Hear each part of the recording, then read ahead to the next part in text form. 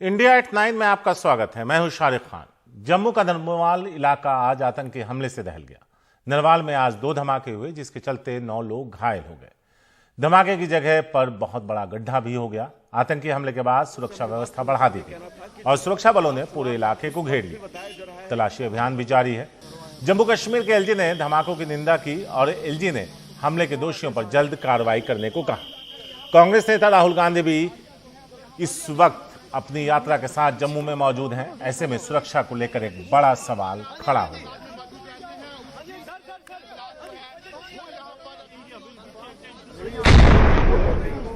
बीस मिनट के भीतर जम्मू के नरवाल में गाड़ियों की मरम्मत वाले बाजार में 2 धमाके हुए।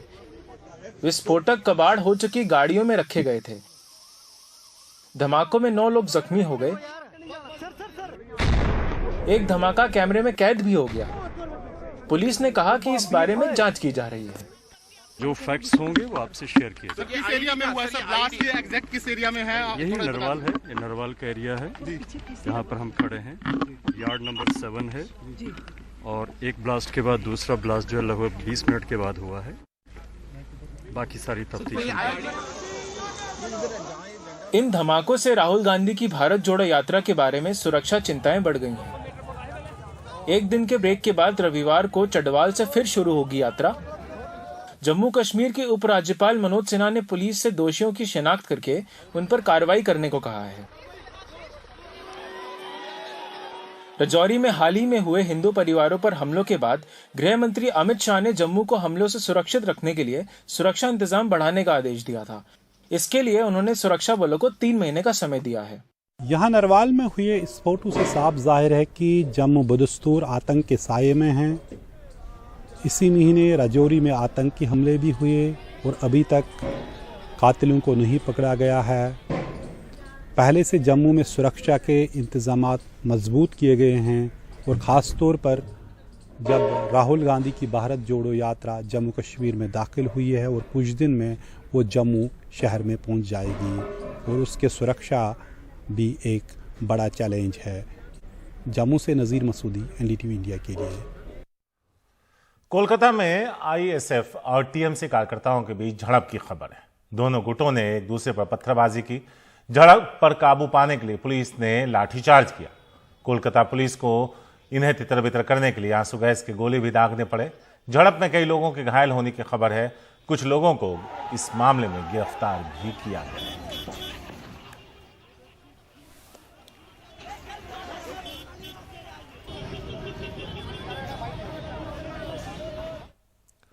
कुश्ती संघ पर लगे आरोपों के बाद अब कुश्ती संघ ने खेल मंत्रालय को जवाब दिया।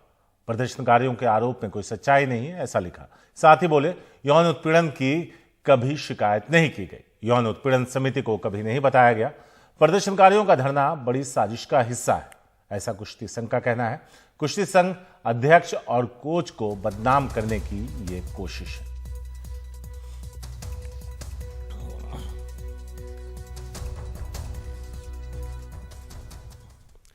सूत्रों के हवाले से जो खबर है उसके मुताबिक यूट्यूब पर बीबीसी की documentary India the Modi question share करने वाले वीडियो ब्लॉक किए गए।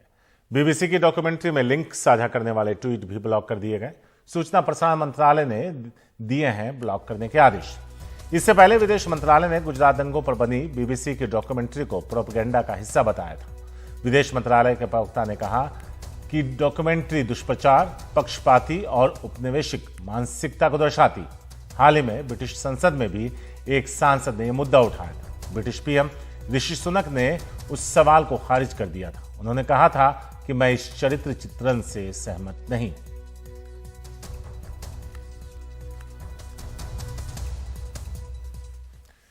दिल्ली बीजेपी ने आज एलजी विनय कुमार सक्सेना को चिट्ठी लिखकर स्वाति मालीवाल को सस्पेंड करने की मांग की। स्वाति मालीवाल दिल्ली महिला आयोग की अध्यक्ष हैं। हाल ही में स्वाति मालीवाल दिल्ली की सड़कों पर रियलिटी चेक करने निकली थी। उन्होंने आरोप लगाया था कि उनके साथ भी अंजलि जैसा हादसा होने वाला था। दिल्ली बीजेपी के नेता वीरेंद्र सचदेवा ने आरोप लगाया कि स्वाति मालीवाल से छेड़छाड़ का आरोपी आम आदमी पार्टी का कार्यकर्ता है। आम आदमी पार्टी ने दिल्ली को बदनाम करने की साजिश की थी।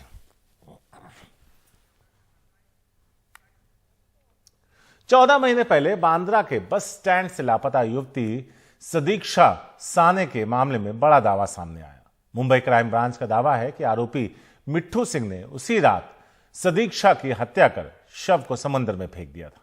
पुलिस ने मामले में मिट्ठू सिंह और उसके साथी मोहम्मद अंसारी को गिरफ्तार कर लिया, लेकिन सदीक्षा के पिता ने पुलिस के दावे पर यह कहते हुए सवाल खड़ा किया कि अगर उसकी हत्या कर दी गई थी तो उसका शव और सामान क्यों नहीं मिला, और जिस मिट्ठू सिंह के नारकों में भी कुछ नहीं आया था, उसने अचानक से हत्या की बात कैसे कबूल कर ली। बांद्रा बैंड स्टैंड के समंदर में 14 महीने पहले लापता युवती के शव की तलाश कर रहे नौसेना के गोताखोर घंटों की तलाश के बाद खाली हाथ लौट गए। पालघर के बोईसर की रहने वाली एमबीबीएस की छात्रा सदीक्षा साने 29 नवंबर 2021 को मेडिकल कॉलेज जाने के लिए घर से निकली, लेकिन वहां न जाकर बांद्रा के बैंड स्टैंड पहुंच गई। उसके बाद उसका कुछ पता नहीं चला। पुलिस की जांच में पता चला कि बैंड स्टैंड पर सदीक्षा आखिरी बार वहां स्टॉल चलाने वाले और लाइफ गार्ड मिट्ठू सिंह के साथ देखी गई थी। दोनों का साथ में एक सेल्फी भी मिला, लेकिन सदीक्षा के लापता होने की गुत्थी उलझी रही, क्योंकि आसपास के किसी भी सीसीटीवी में वहां से जाते हुए सदीक्षा की तस्वीर कैद नहीं हुई थी। कई बार मिट्ठू सिंह से पूछताछ हुई, उसके साथी से पूछताछ हुई, यहाँ तक कि मिट्ठू सिंह का नार्को भी कराया गया था, लेकिन उसके बावजूद उसकी कुछ भी था नहीं लग रही थी। इस बीच सदीक्षा के पिता मनीष साने लगातार अलग अलग पुलिस अधिकारियों के पास, अलग अलग जगहों पर, यहाँ तक कि हर जगह पर उन्होंने तलाश की, लेकिन कोई भी सफलता नहीं मिली। अब 14 महीने बाद अचानक से बांद्रा क्राइम ब्रांच ने मिट्ठू सिंह और उसके साथी मोहम्मद अंसारी को गिरफ्तार कर दावा किया है कि मिट्ठू ने सदीक्षा की हत्या की बात कबूल करते हुए शव को बैंड स्टैंड पर ही समंदर में फेंकने की बात कही है।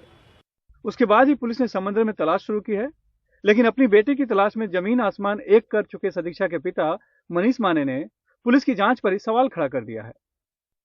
अभी ये पुलिस, मेरे को लगता है ये केस किधर भी क्लोज करने के लिए पुलिस वाले ये मिट्ठू सिंह को ही बोला होगा, तुम ऐसा स्टेटमेंट दो, बाद में तुम कोर्ट में बोल सकता है क्या कि पुलिस के हथकंडे सब अपने को मालूम है, अपने सब कुछ पढ़ा भी है, अपने को मालूम भी है, क्या तुम बाद में बोल देना कोर्ट में कि पुलिस ने मेरे को ज्यादा टॉर्चर किया, इसके लिए मैंने बोला, आराम से छूट जाएगा तुम। वो पुलिस स्टेशन ने जो बोला है कन्फेशन का, वो झूठ है। पुलिस स्टेशन ने उसको दबाव डालकर, टॉर्चर कर अट्रॉसिटीज कर उनको कन्फेस करने लगा रहे हैं। अभी तक मिट्ठू सिंह ने कुछ कन्फेस नहीं किया। पुलिस ने हत्या के आरोपी को तो गिरफ्तार कर लिया, लेकिन उसके सामने सबसे बड़ी चुनौती है सदीक्षा का शव बरामद करना, जिसके बिना हत्या की बात को साबित कर पाना मुश्किल है। मुंबई से कैमरामैन राजेंद्र दयालकर के साथ सुनील सिंह, एनडीटीवी इंडिया के लिए। नोएडा में एक बार फिर मारपीट का मामला सामने आया। यह घटना सेक्टर 46 की है। झगड़ा दुकानदार और कार सवार शख्स के बीच हुआ। इसके बाद कई और लोग इस झगड़े में शामिल हो गए। लोगों ने कुर्सी और मेज फेंकी, लोहे की रॉड से भी हमला किया गया। पुलिस ने केस दर्ज कर लिया है और वो जांच कर रही है।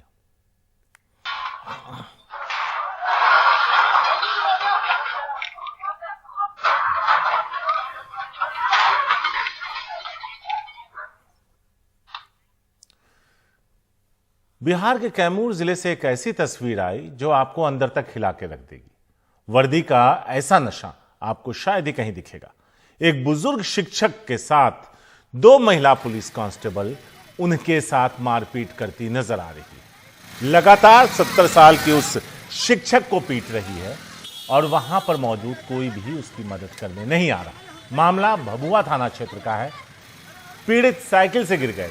साइकिल उठाने में देरी होने पर इन दोनों पुलिसकर्मियों ने उन पर डंडे बरसाए।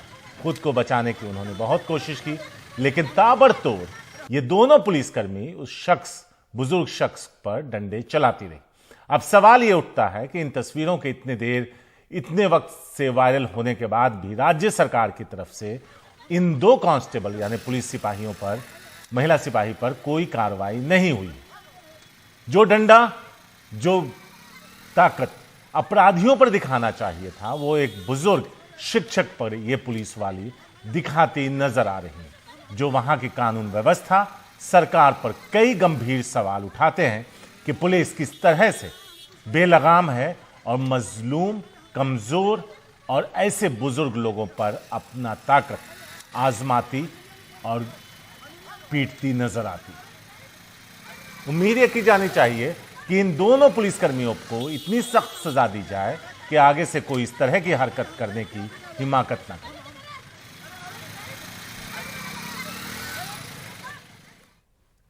गाजियाबाद में एक्सप्रेसवे पर बाइक चलाते एक शख्स का वीडियो वायरल हुआ जिसमें वो बियर पी रहा है। इस शख्स ने एक साथ 3 कानून तोड़े। एक, नो एंट्री में वाहन यानी अपनी मोटरसाइकिल चलाई। दूसरा, हेलमेट नहीं पहन रखा था। और तीसरा, बियर पीते हुए बाइक चलाना। और इसका खामियाजा भी भुगतना पड़ा। इस रील के चक्कर में जनाब को 31,000 रुपए का चालान भरने के लिए उनका चालान काट दिया गया।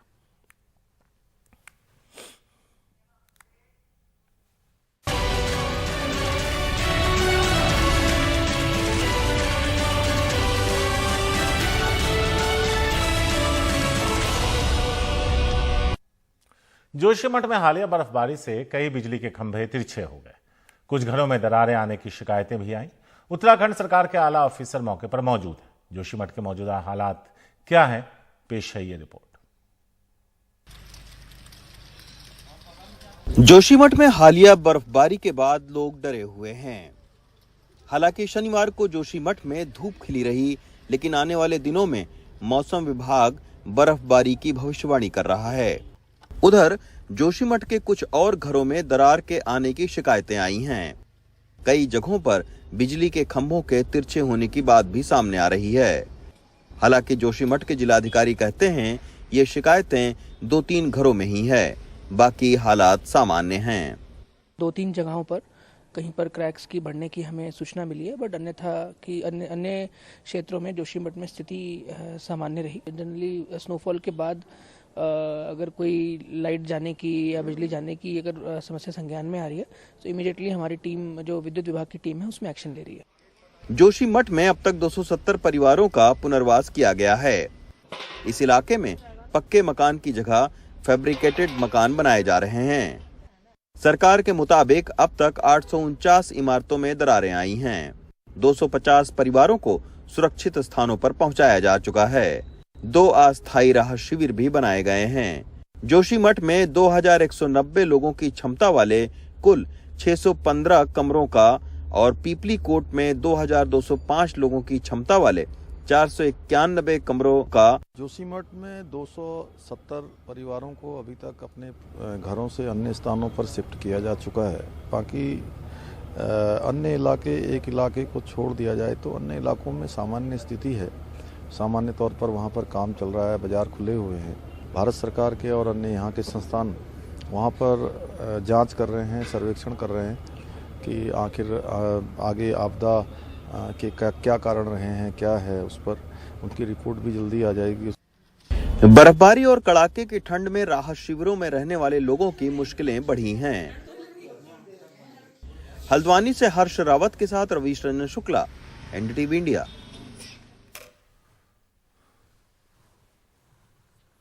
हिमाचल प्रदेश के लाहौल स्पीति में एक बार फिर बर्फीला तूफान आया।